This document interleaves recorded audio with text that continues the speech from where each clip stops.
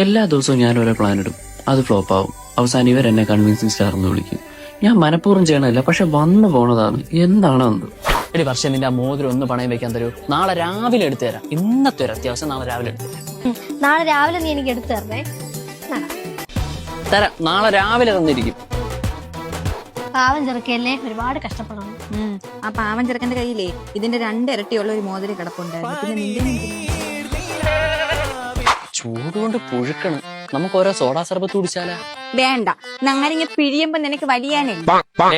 കണ്ട്രാ കടിക്കാതാ, ഞാൻ തന്നെ പൈസ കൊടുക്കും. കമോൺ ആന്റി, 3 സോഡാ സർബത്തെ. എടാ നിനക്ക് ഉപ്പ പഞ്ചാരേ? എടി എനിക്ക് മിക്സ്. ഒരു മിനിറ്റ്, ഒരു കോൾ വരുന്നതാ പറഞ്ഞേ. നിങ്ങൾ പറഞ്ഞാ പറഞ്ഞു. ഒരു പാട്ടല്ലടി ആ കേൾക്കണത്. എന്റെ 20 ഉണ്ട്. നിന്റെ എത്ര? 30 രൂപയുണ്ട്. ആ വണ്ടിയിൽ നോക്കാം. 2 ദിവസത്തെ അവധി ഒന്നിച്ച് വന്നിരിക്കുന്ന സ്ഥിതിക്ക് നാളെ രാവിലെ നമുക്ക് വാഗമണ്ണ് വിട്ടാലോ? നിന്റെ വാക്കും കേട്ട് നിന്നെ വിശ്വസിച്ച് നാളെ രാവിലെ വാഗമണ്ണ് പോവാൻ ഞങ്ങൾ റെഡിയായി വന്ന് അവിടെ നിക്കണം. എന്റെ പൊന്നപ്പി ഡേ ഉണ്ടാക്കല്ലേ. ഒറ്റ മൈൻഡ്, നാളെ രാവിലെ വാഗമണ്ണ് പോയിരിക്കും. അതും എന്റെ വണ്ടിയിൽ ഫുൾ ചെലവെന്റെ ഭാഗം. എന്നാ ഓക്കെ, നാളെ രാവിലെ 6:30 നമ്മൾ റെഡിയായി നിന്റെ വീടിന്റെ ഫ്രണ്ടിൽ വരും.